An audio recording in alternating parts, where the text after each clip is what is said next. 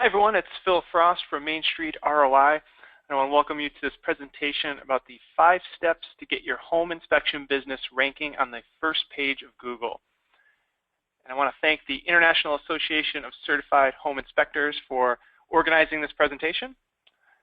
And it is noon Eastern time, so we're going to dive right in. All right, first some housekeeping.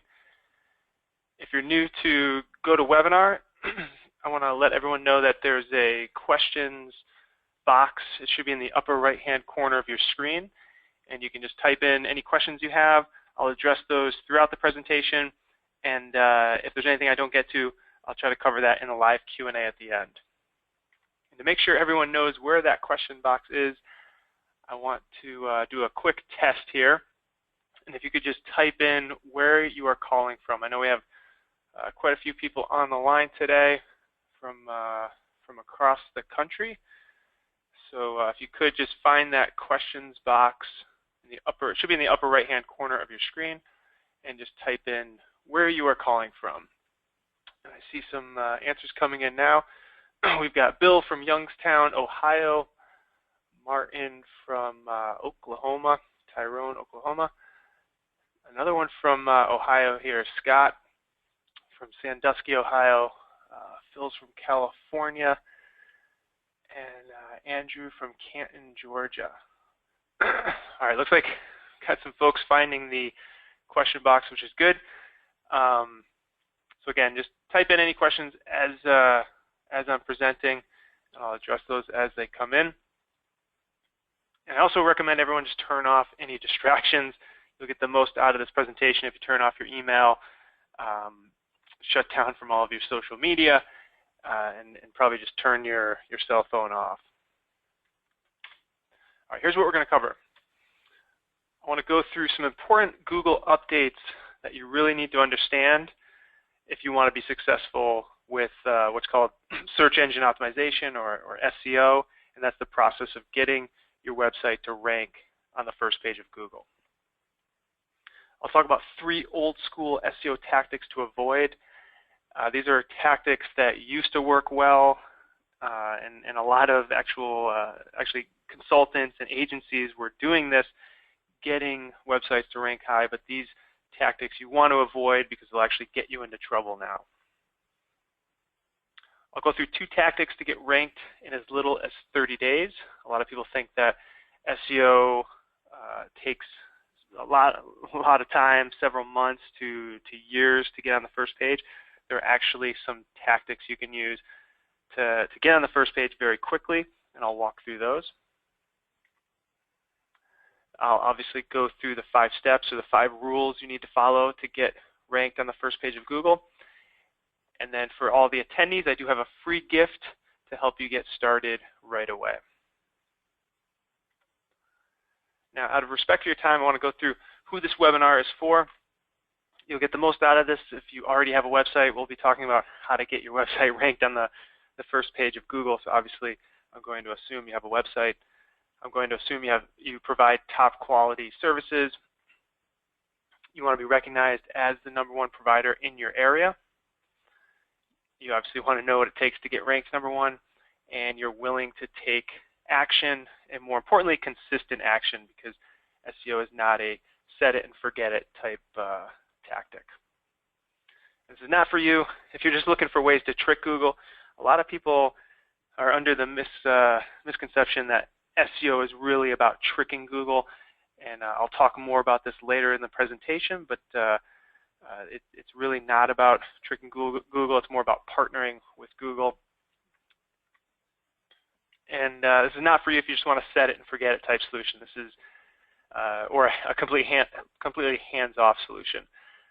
SEO does require some upfront work to get your website set up properly, and it does require consistent effort to continue to improve your rankings and then to maintain those rankings over time.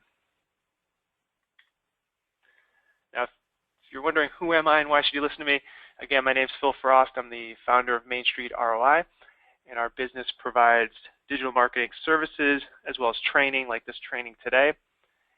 And to date, we've helped over 2,000 businesses with their digital marketing, And my thought leadership in this industry has been featured in Forbes, Inc., Amex, as well as Mashable.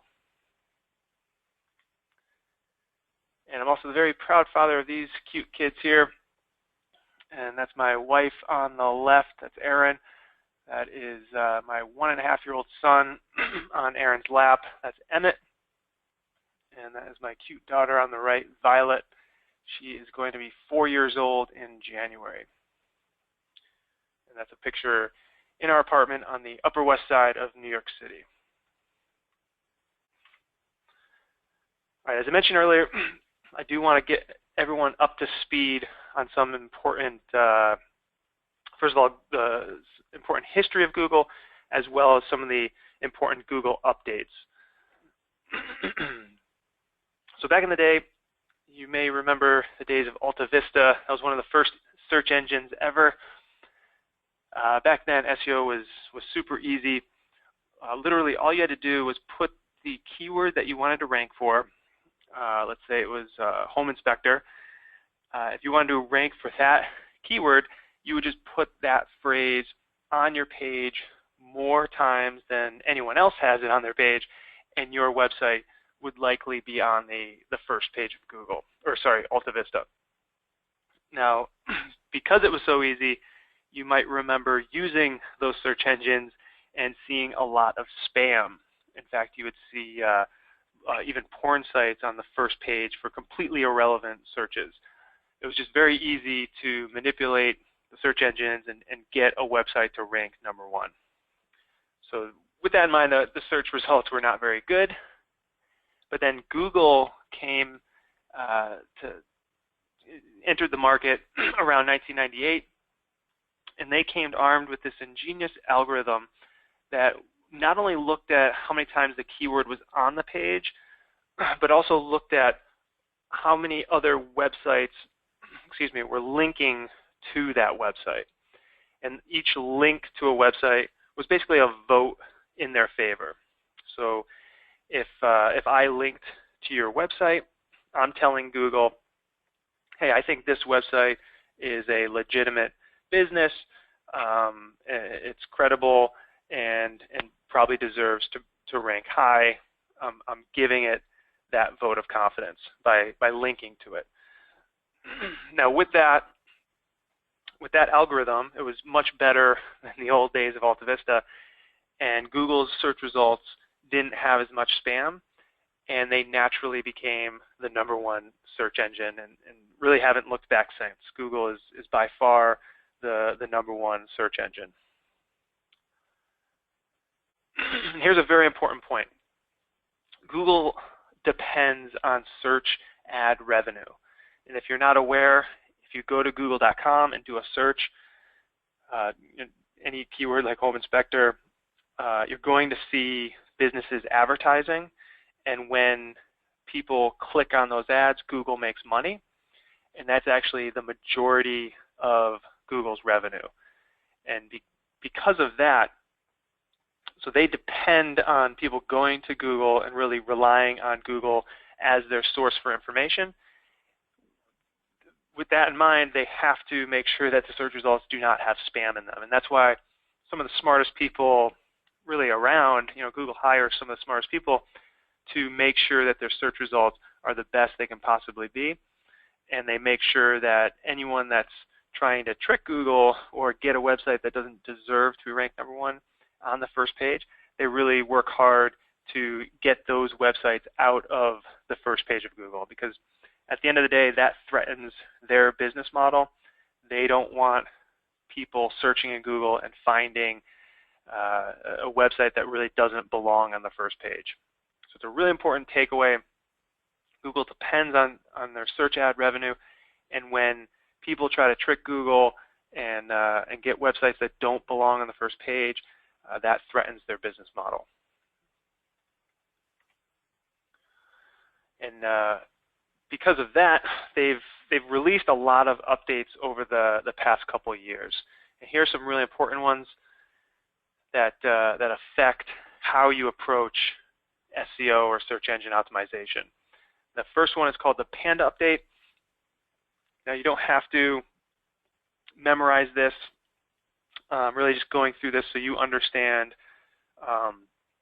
kind of the evolution of Google and why certain tactics no longer work. So after I give you this history, we'll talk about some tactics that unfortunately some people are still using today, and they'll actually get your website into trouble because of these updates. So this first one here is the Pand update, and the reason Google released this update was to remove the websites that gave a bad user experience. So you'll hear that a lot in the SEO world, making sure that you give your users a good experience, because again, if your website doesn't give a good experience, that's going to really hurt your chances to rank high, because that puts Google at risk if they rank your business high and users go to your website and have a bad experience. They'll lose trust in Google, and Google will lose revenue. So the Panda update was really about making sure that websites give a good experience. They have a well laid out navigation, and that the websites are not poorly written. So really high quality content on the pages and easy to use navigation is a big takeaway there. The second update here is called the Penguin update. This was to remove what's called over-optimized websites. And you'll remember just a minute ago, I mentioned Google's algorithm looks at how many other websites are linking to your website. Well, because of that, a lot of people thought, hey, why don't I just go out and build links to my website? So you can go out and maybe build a blog about home inspection or home improvement, whatever topic you want, and then have some articles linked back to your website. Again, that was a tactic that worked not too long ago, but now because of this Penguin update, Google does not want to see that. They consider that an over-optimized website. They want to only see natural links from other websites to your website. The next update here is Google Plus, and that kind of went away for a while. They released it to compete with Facebook's social media site, and then they invested a lot into Google Plus. And then recently, they've actually rolled it back out with some improvements, and that really highlights how Google feels about social media and how it relates to SEO. That they still are trying to play in the social media space, and I believe that hints at the importance of social media signals for getting ranked in their search results. All right, the last update that you should be aware of is the Hummingbird update, and this one was a complete overhaul to their algorithm so that they can understand context and synonyms. And when you think about it, it makes sense. As humans, we understand when someone says, I'm looking for the best place to eat near me, we know exactly what they're looking for. They're looking for a restaurant nearby. But for a computer program like Google's algorithm, that's not super easy for them to figure out. That best place to eat near me actually means you want the restaurant nearby. But with the Hummingbird update, Google now understands context and synonyms, and we'll talk more about this later and how that relates to SEO. All right, so here are the 3 tactics you must avoid. These will actually get you into trouble, even though they used to work and help you in your rankings. This first one here is over-optimized web pages. And the key here, the key takeaway is to write naturally. You don't want to be writing the web page copy, so the words on your site. You don't want to write those for search engines. You want to write those for your intended audience, so someone looking for a home inspector. So you don't want to do what's called keyword stuffing. There's actually a term called keyword density, and that was important a while ago, you'd want to look at your keyword density and just make sure you're repeating the keyword frequently on the page. Again, that was really important back in the Alta Vista days. It's really all that mattered. And that was important in the early days of Google. But now, if you're worrying about keyword density and unnaturally putting keywords on your pages, that's really just going to hurt your chances more than it's going to help. So don't worry about keyword density or keyword stuffing. For most pages, you want to aim for about 500 words, and that's to give Google enough information to know that you are relevant for a given keyword. And at the end of the day, it comes down to providing valuable information. Google wants to show the best pages on the first page. And again, if they don't, then people will lose trust in their search engine and they will lose ad revenue. So really keep that in mind when you're writing the copy on your pages. You want it to be the best page available for that particular topic. Now, the second old school tactic is self-created links. And I hinted at this earlier. This is related to the Penguin update. It's important to note that it's against Google's terms to buy links. What Google will do if you're caught buying links, they won't count those links in their algorithm. So it's not worth it to go out and try to just buy links. And you don't want to get links from irrelevant sites. If Google finds that you have a lot of links from, let's just say, the cosmetic industry. So there's a lot of websites that are related to cosmetics, and they're linking to a home inspector website. That really doesn't make sense. It's not a natural thing that would happen, and it's pretty easy for Google to figure that out. That you're probably, just unnaturally getting those links from those sites, and when Google figures that out, again, they won't count those links, and you'll likely lose your rankings. Now, this next one here is related to what's called anchor text. And I give an example there with the term home inspection. So that term is hyperlinked. As you can see, it's a blue font color, underlined.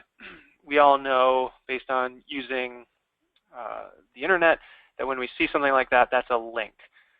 And we can click on that, and then it would send you to that page on a website.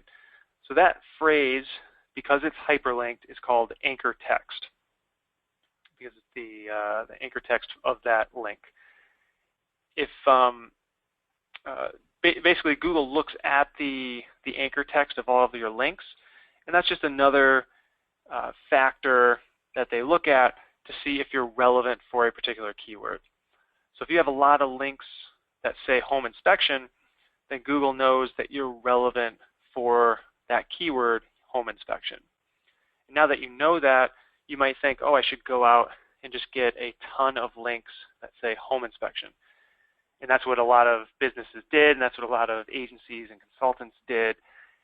And it did work for quite a long time. But then with the Penguin update, that's one of the things that they look at. They look at how frequently you're using the same exact anchor text.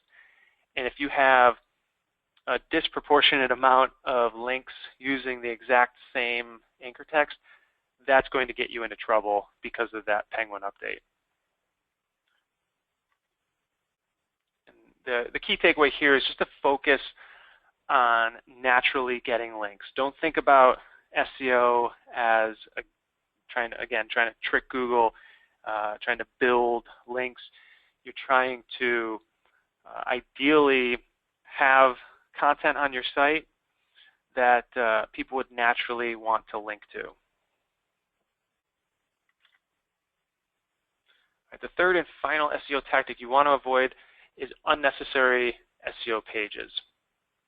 And this is related to the Hummingbird update I mentioned before. You want to create one page per what I call a keyword theme. And I'll show you an example in just a minute. So you don't want to create multiple pages for similar keywords. Similar keywords could be plurals. It could be keywords that have very similar intent.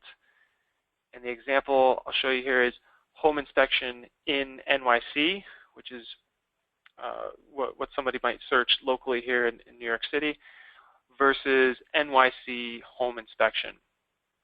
Those are very similar keywords, but they are unique. They're definitely different keywords. And before the Hummingbird update, it would actually benefit you to have separate pages targeting those separate keywords. But now that Google understands context and synonyms, Google knows someone searching home inspection in NYC or NYC home inspection is really looking for the exact same thing.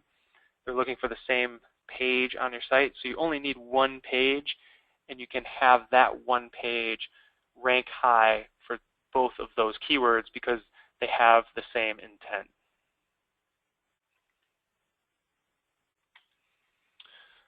All right, before we move on to the 5 steps, I want to give you a couple of predictions.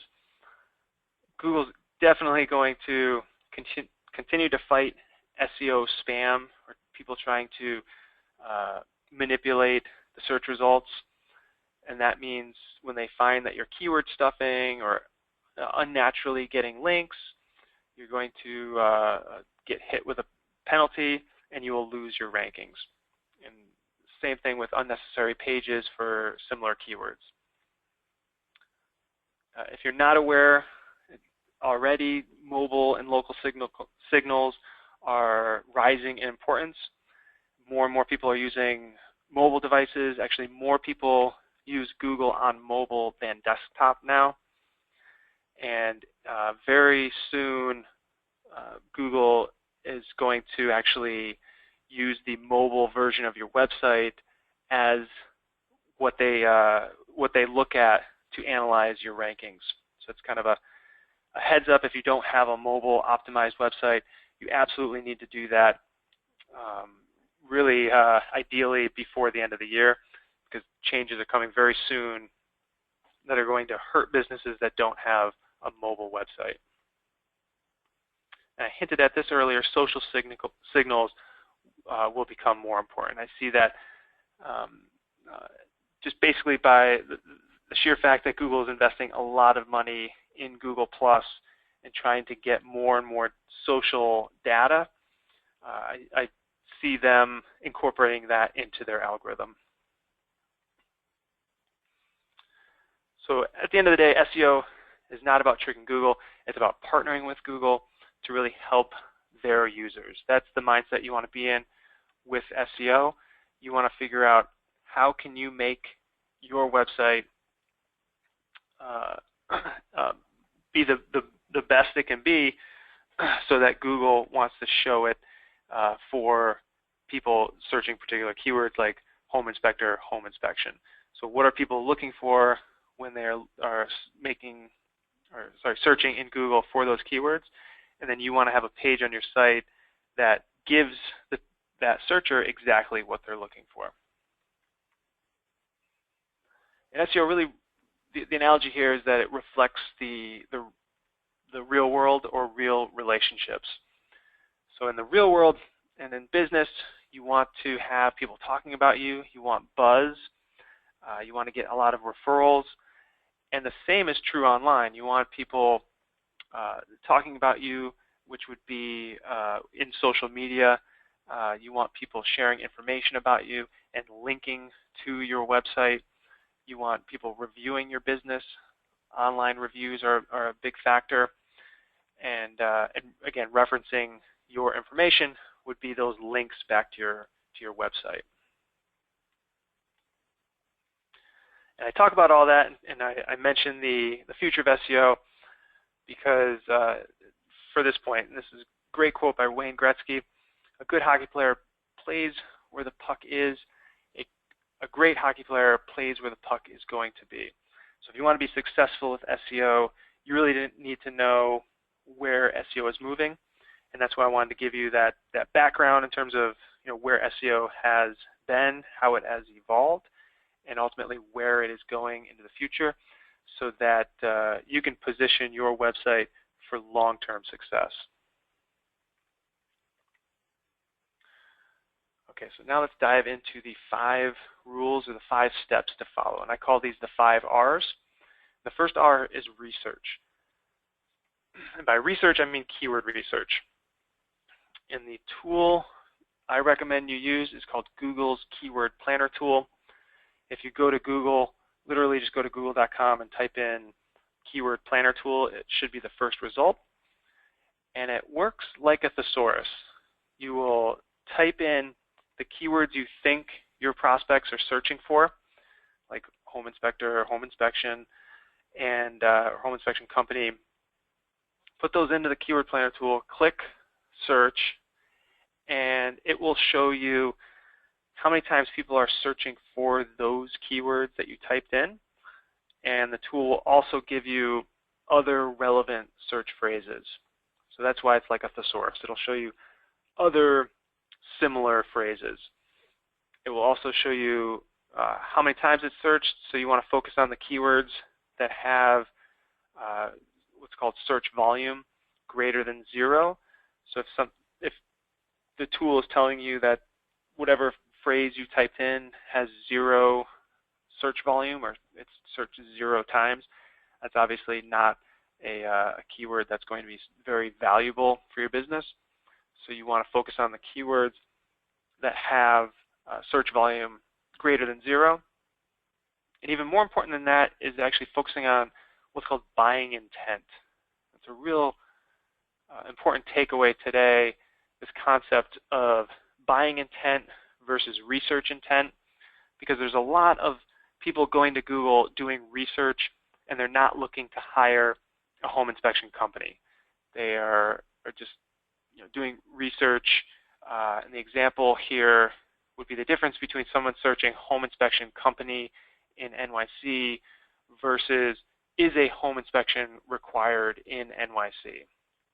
That first one has buying intent because that's why someone would search home inspection company in NYC. They're most likely looking to hire a home inspection company versus is a home inspection required in NYC. That's more of a research keyword. And sure, you could make the argument that that person could hire you, but at that moment, there's no indication that they're actually looking for a home inspection company. So you want to focus, at least initially, on those what we call buying intent keywords. That's going to position you for the most success. You're going to have the most chances for your SEO to actually pay off, because you're going to invest some time into getting your website set up properly. You want to make sure that at the end of the day, when you are ranking on the first page, those people who are searching are ultimately going to become your customers. And the last question is, do you deserve to be number one? Do you actually offer the information, the product, or the service that that person is looking for? So with buying intent versus research, it's not bad to go after research intent keywords. In fact, you can have a lot of success ranking high for research keywords, but you need to obviously fulfill on what that person is looking for. So if you could create an article or some information on your site about is a home inspection required in NYC or in Youngstown, Ohio, and in Thousand Oaks, California, wherever it is you're located, have an article about that topic. And again, those people are potentially prospects, so that you could get in front of them, and then that page on your site has to fulfill on that promise and deliver on what it is that they are looking for. So you'd have to have that information on your site. You can't expect that your homepage would rank for that particular keyword, because it's likely not going to have the answer to that question. All right, the second R is relevance, and more specifically, website relevance. And this is really marketing 101. You need to match the message on your web page to the market. So again, the example I just showed you is a home inspection required in NYC. You're not likely going to match that keyword to your home page. You would likely have a completely separate page that only talks about that question. And that's what I mean by picking one page per target keyword. And then most importantly, on that page, you need to make some edits. So you'll want to edit the title of the page, the headers, and the body copy. And if you're not familiar with HTML, you would want your web developer to do this for you. The title in parentheses there is in HTML. It's that less than sign, title greater than sign, and the headers are H1, H2, H3. And then the body copy is just literally the words that you see on the page. And here's the golden rule of relevance. You want to create the web page that you yourself would want to find if you were the one searching for that keyword. So again, if we go back to that more research intent type keyword, is a home inspection required in New York City? You know, what would it be? What kind of information would you want to see on that page for it to really answer all the questions and be the most valuable page on the internet? That's what you need to create if you want to be ranked on the first page. All right, the third R is reputation. And more specifically, we're talking about your website's online reputation. And I'll use the same analogy of the real world or your real reputation. If you think about it, your reputation is kind of a factor of who you hang out with. It's kind of like reputation by association. And with that in mind, you have to cultivate good friends that also have positive reputations. And in the online world, you want to be, quote, hanging out with other legitimate websites. And the way that Google looks at reputation is something called domain authority. And that's actually a measure of your online reputation. And you can use lots of tools out there to measure domain authority. There's a tool out there called Open Site Explorer. You go to opensiteexplorer.org and use their tool. Other tools like Ahrefs have a similar measurement. At the end of the day, you want to make sure that your friends online or the people linking to your website and the websites that you're linking to are legitimate websites that ideally have high domain authority or high reputations. And I mentioned this earlier, you want to focus on attracting links versus buying or creating your own links to your site. So you don't want to go out and just build a blog online for the sole purposes of linking to your website. Google's smart enough to figure that out, and they will just discount all of those links, and it really won't help your rankings.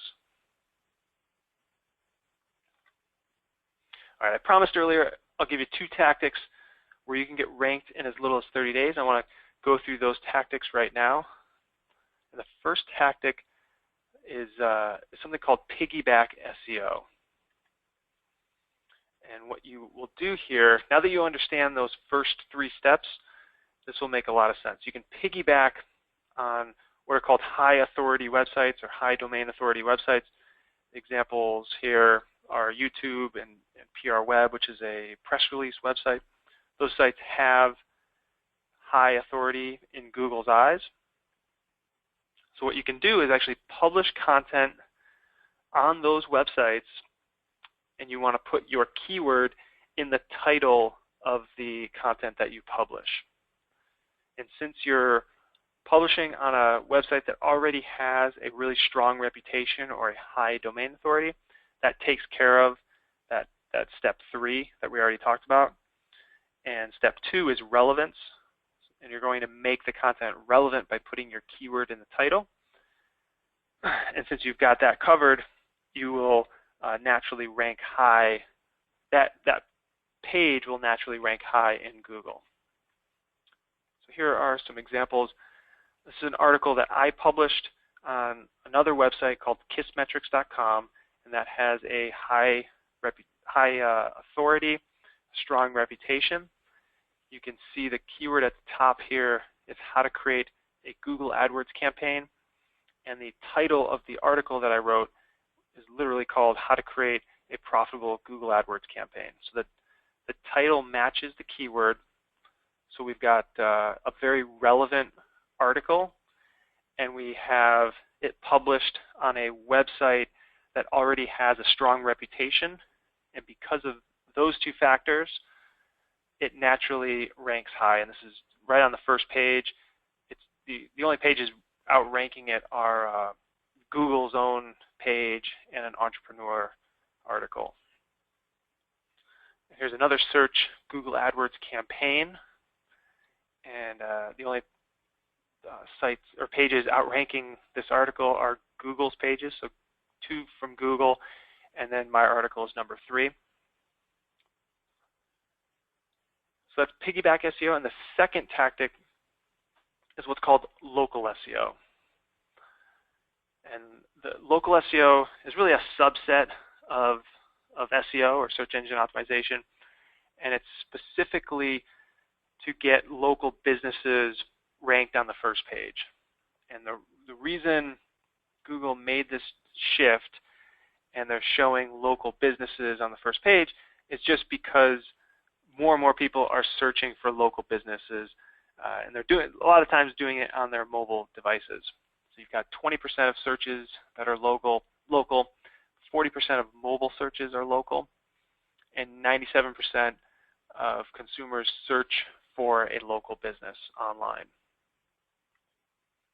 And the steps are really the same. It's exactly what we went through previously. You want to do your keyword research. Then you want to make sure that your Google My Business page, which is your local business page, you want to put the keywords in the profile. Make sure you're going after the right categories in your Google My Business page. And then reputation is a little bit different for local SEO. With regular or traditional SEO, we were talking about getting links to your site. But with local SEO, you want to get what are called citations and online reviews. Everyone knows online reviews. Those are the reviews that your customers post on your Google My Business page. And citations are mentions of your business name, address, and phone number. So if you get a lot of other business directories that list your name, address, and phone number, those count as citations, and those boost your local rankings. And here's an example from one of our clients, and you can see this is Home Inspector, Pembroke Pines, and then this is the map on the first page. So everything in this map section is what are called local business results. So this is a little bit different than regular SEO. These are Google My Business profiles. That's where the information is coming from. And you can see it lists your name, it lists the phone number, even lists the category, which is Home Inspector, as well as the hours of operation. And a lot of times it will have a website link and links to directions. Here's a local success story just to show you that this can happen within 30 days. This is from Barney Connaughton. About a month ago, I started going through the local SEO steps. I've noticed my Google rankings moving up, and right now I'm at the #1 position for my most important keyword in my area. I'm now receiving phone calls for my listing, and I just started working on a project that came in directly from Google Plus Local. that's Google Plus Local and Google My Business are the same thing. It's just a different name, different brand that they've switched to. All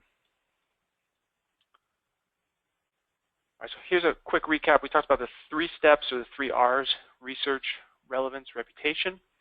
We talked about the 2 tactics to get ranked in 30 days or less: piggyback SEO and local SEO.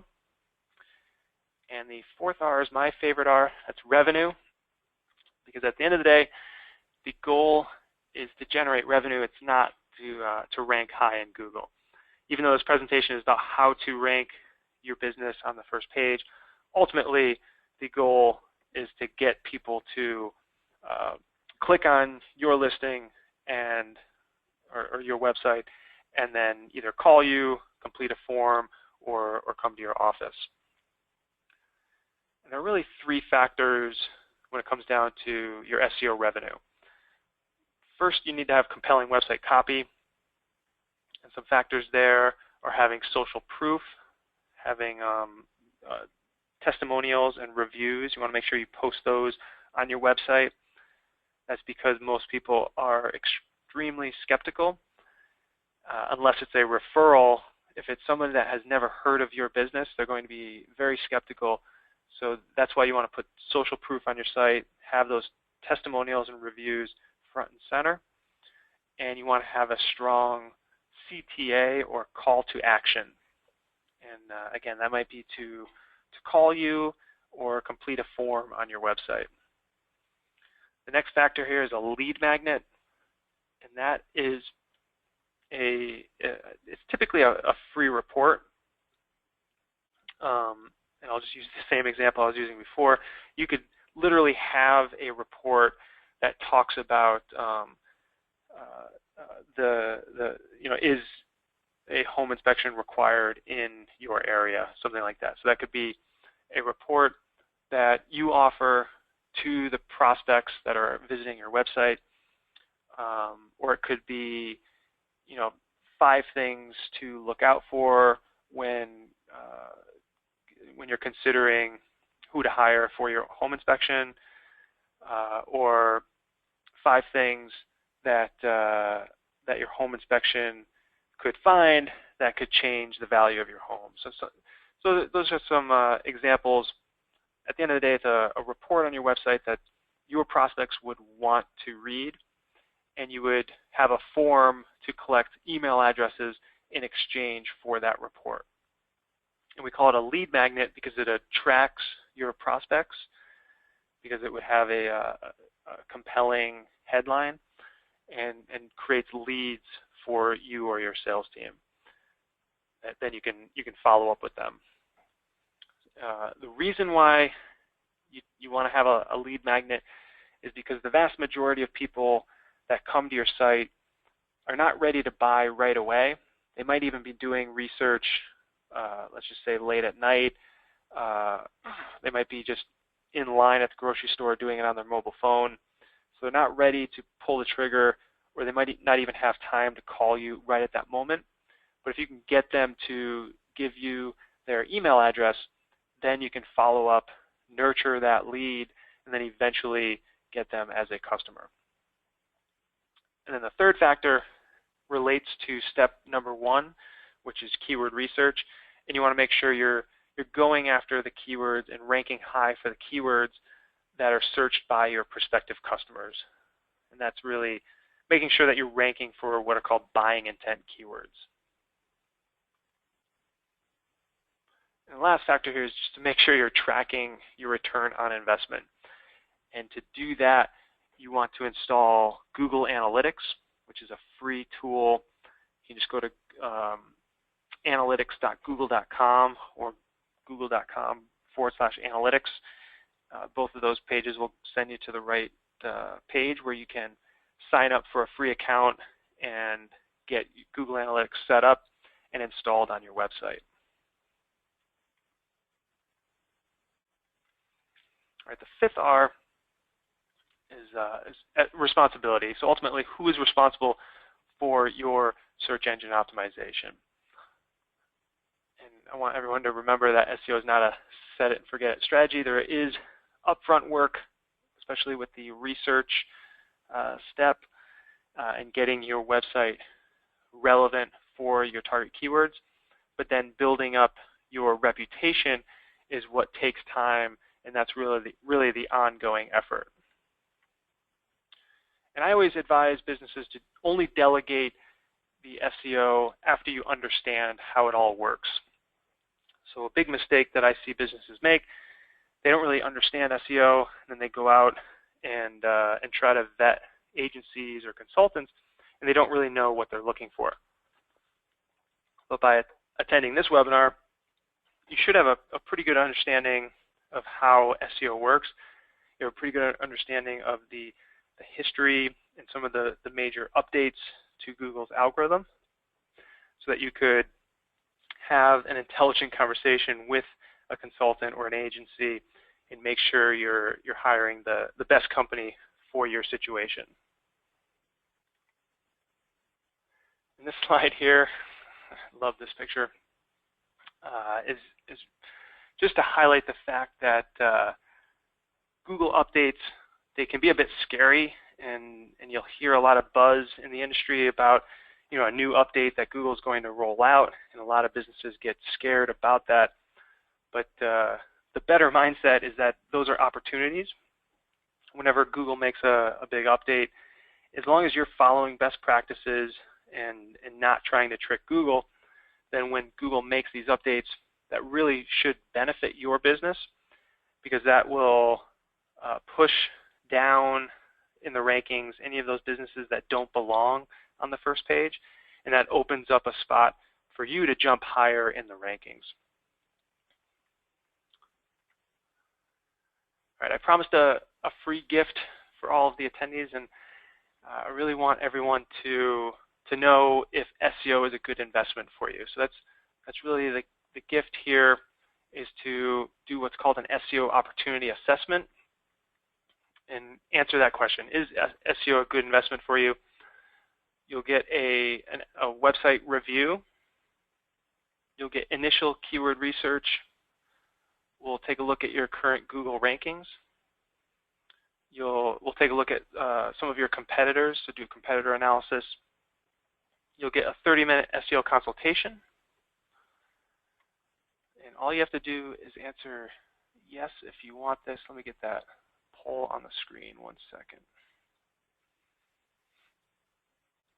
Okay, on the screen, you should see a poll that says, do you want a free SEO opportunity assessment? And there's an option to click yes, no if you're not interested, or maybe. If you click maybe, we will follow up and we can discuss that. All right, I see a lot of people answering, so let me just give it 10 more seconds. Again, if you were distracted, you should see a poll on your screen right now. This is your free gift for attending, and it is a free SEO opportunity assessment. All right, let me close it down in 3, 2, 1. Close out of that. Here's I did want to leave you with one of our clients wrote us this review, so you can get an idea for what our clients say about our services. Main Street ROI produces results. Working with these guys has improved my business, and they have made it easy. They're a pleasure to work with, high communication, and have my best interest in mind.